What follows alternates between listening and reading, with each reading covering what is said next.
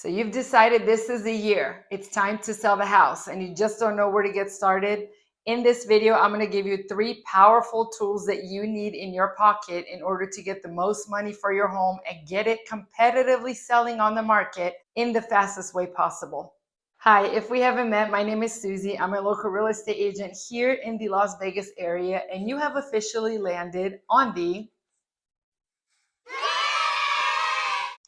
That's right, folks. If you are looking for information when it comes to real estate and selling and buying, I am your girl with the no BS. In an industry where there is so much fluff, I really like to keep it real with my sellers and my buyers. So in today's video, let's talk about 3 different things that you can do if you're planning to list your home for sale in this upcoming market. It can be at any time, at any market. It doesn't have to be seasonal, but let's talk about that. All right, and here we go. Number 1, I want you to become the buyer. Why do I want you to become the buyer? I want you to get in your car, drive around your block, check out your neighborhood, come around your home and pull up as if you've never lived there before. You remember, you're the buyer. You don't know the neighborhood, you don't know the house, and you pull up in front of your house and you get out of your car and you look at your house. Just by getting out of your car, what does your curb appeal say about the house? That's number 1. Did you know that buyers make up their minds 50% of whether they're going to buy that house or not based on the curb appeal alone? And then we'll get into number 2 in a second, but let's talk about the curb appeal. Do you have trees that are overgrown and you can't see the house? Do you have dead grass or dead bushes, which signifies to the buyer, maybe the sprinkler system isn't working? Anything that can give your buyer a red flag, you need to get rid of.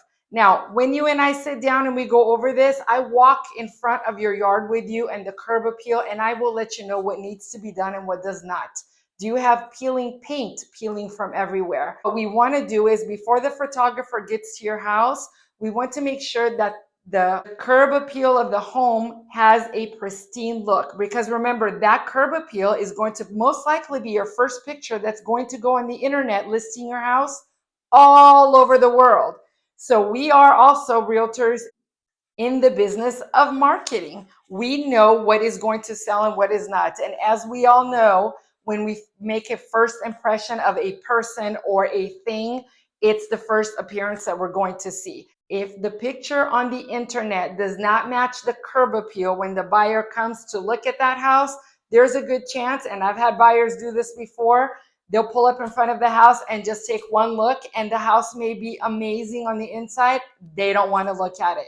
So please pay attention to your curb appeal. That is going to be 50% of your sale. And that leads me to number 2, super important. I like to call it the front door deal breaker. Why is that? Because the other 50%, if for some reason the buyer already pulled up in front of your house and they kind of forgave a few things that didn't look the same on the picture they saw on the internet, and they are willing to go inside the door, that first door appearance when it opens is going to make up the other 50% of whether they're going to purchase this house or not. So what are we looking for? When that front door opens, buyers are looking for 2 things. They're looking for floor space and they're looking for wall space. Wall space meaning declutter your walls.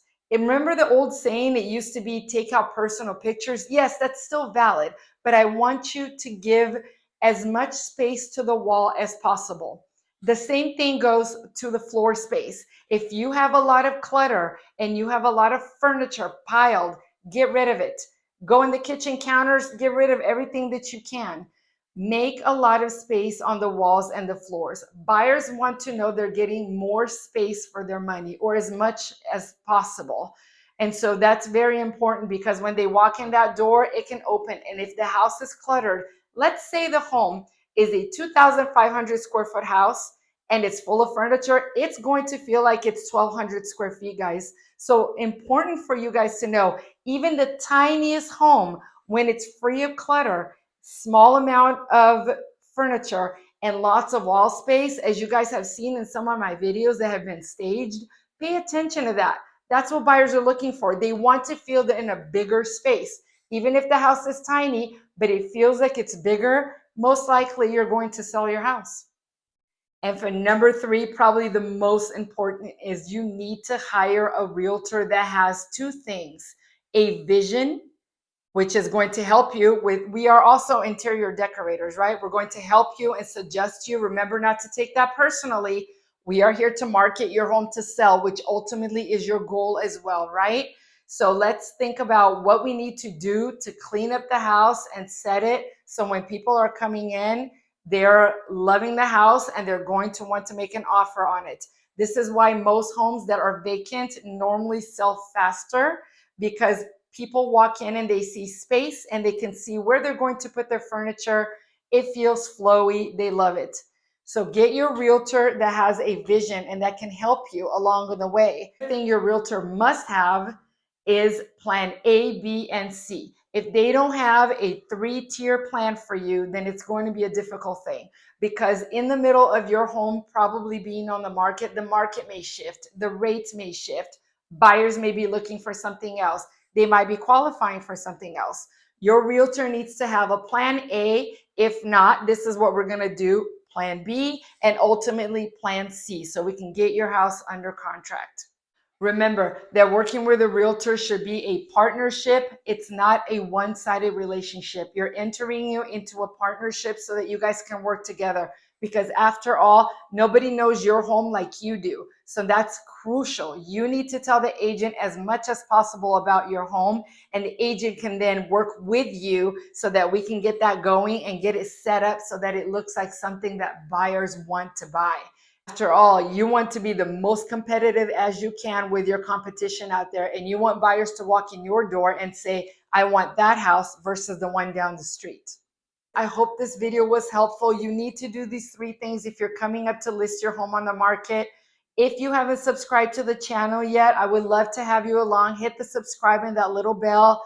Give this video a little thumbs up. It definitely helps the channel. If you have any questions, email, text me, call me anytime, and I would love to work with you. On that note, you guys have a fantastic day, and stay tuned for the next one, because I'm going to go to the buyers. I'm going to give you some advice, buyers, what you need to know when you're walking in a home to make the best offer that you can for you. Have a great day, and I will catch you guys on the next one. Take care.